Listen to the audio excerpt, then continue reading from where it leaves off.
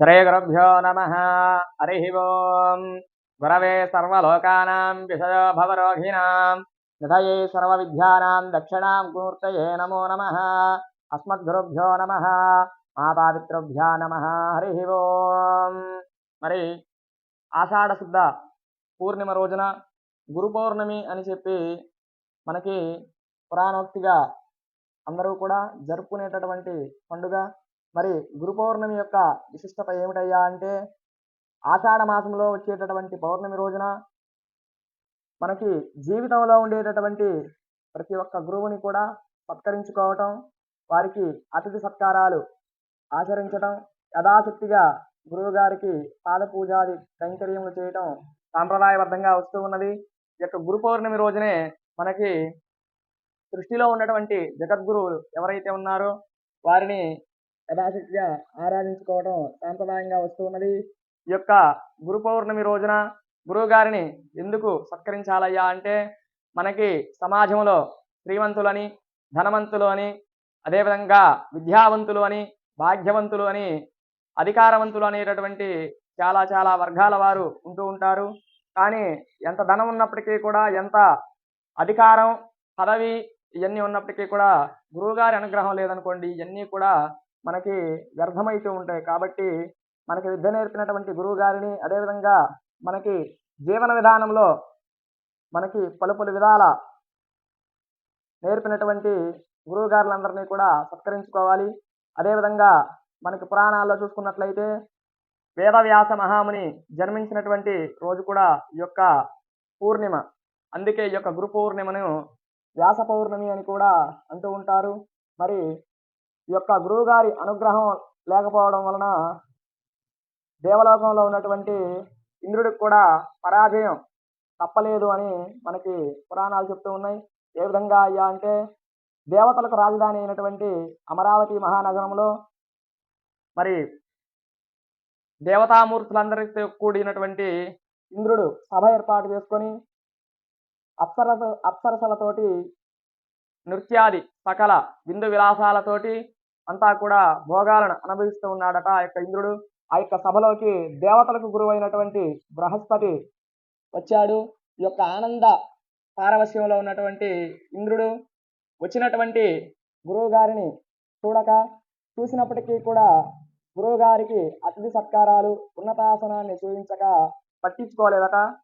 ఆ యొక్క సభలో బృహస్పతికి జరిగినటువంటి అవమానానికి బృహస్పతి, దేవతల గురువు అయినటువంటి బృహస్పతి కోపంతో ఆగ్రహానికి లోనే వెనుతిరిగి తన యొక్క నివాసానికి బయలుదేరతాడు. మరి ఇదంతా కూడా గమనిస్తున్నటువంటి రాక్షస గురువు అయినటువంటి శుక్రాచార్యుల వారు తన యొక్క రాక్షస గణంతో దేవతామూర్తులు ఏర్పాటు చేసుకున్నటువంటి అమరావతి నగరంలో సభను ఏర్పాటు చేసుకున్నటువంటి ప్రదేశమునకు శుక్రాచార్యుల వారు తన యొక్క రాక్షస గణంతో దండెత్తి ఆ యొక్క దేవతామూర్తులతోటి యుద్ధాన్ని చేస్తాడు. ఆ యొక్క యుద్ధంలో దేవతామూర్తులు పరాజయం పాలవుతారు. ఇదంతా కూడా గమనిస్తున్నటువంటి చతుర్ముఖ బ్రహ్మగారు అప్పుడు ఇంద్రుడిని పిలిచి ఈ విధంగా చెప్తాడట, మరి మనందరికీ కూడా గురువు అయినటువంటి బృహస్పతిని అవమానించడం వలనే మనం రాక్షసుల మీద పరాజయానికి గురై ఉన్నాము. కావున మనకి గురువు గారు చాలా అత్యవసరము. గురువు గారి అనుగ్రహం ఉన్నప్పుడు మనం ఎన్ని యుద్ధాలు చేసినా కూడా అన్నిట్లో విజయం పొంది ఉన్నాం. ఇప్పుడు మనకి పరాజయం ఎందుకు కలిగిందయ్యా అంటే, గురువు గారిని అవమానించడం వలన కలిగింది అని చతుర్ముఖ బ్రహ్మవారు చెప్పారు. ఆ తదుపరి దేవతలందరూ కూడా కలిసి బృహస్పతిని ఎంత వేడుకున్నా కూడా ఆ యొక్క గురువు గారు కనికరించలేదు.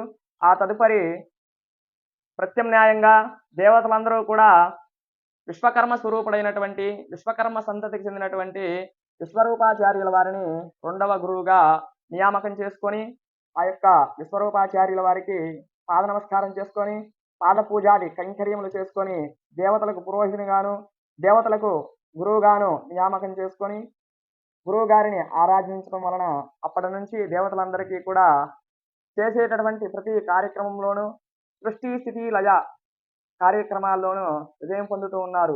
ఈ యొక్క విశ్వరూపాచార్యుల వారు విశ్వకర్మ స్వరూపుడు కావున ఈ యొక్క స్వామివారికి 3 శిరస్సులు ఉంటాయి. ఒక శిరస్సు యందు సురాపానము, రెండవ శిరస్సు యందు సోమపానము, మూడవ శిరస్సు యందు అన్నపానాదులు స్వీకరిస్తూ ఉంటారు. సృష్టి స్థితి లయ తిరోధ అనుగ్రహకారకుడైనటువంటి విశ్వకర్మ స్వరూపుడే ఈ యొక్క జగద్గురు విశ్వరూపాచార్యుల వారు. మరీ ముఖ్యంగాను ఈ యొక్క గురు పౌర్ణమి రోజున మనం అందరం కూడా తెలియక చేసేటటువంటి తప్పులు ఏమిటయ్యా అంటే, అందరూ కూడా దేవాలయాలకు వెళ్తూ ఉంటారు. దేవాలయాలకు వెళ్ళడం తప్పు కాదు. దేవాలయాలకు వెళ్ళేదానికంటే ముందే గురు పౌర్ణమి రోజున మనకి జన్మనిచ్చినటువంటి తల్లిదండ్రులకు మనం పాద పూజలు చేసుకోవాలి. ఎందుకయ్యా అంటే, మనకు జన్మనిచ్చినటువంటి తల్లిదండ్రులే మన యొక్క జీవనంలో ఆది గురువులుగా మనకి వేదం చెప్తూ ఉన్నది. మాతృదేవో భవ, పితృదేవో భవ, ఆచార్య దేవో భవ అనేటటువంటి వేద సూక్తిని ఆధారం చేసుకొని ముందుగా తల్లిదండ్రులకు పెద్దలకు నమస్కారం చేసుకోవాలి.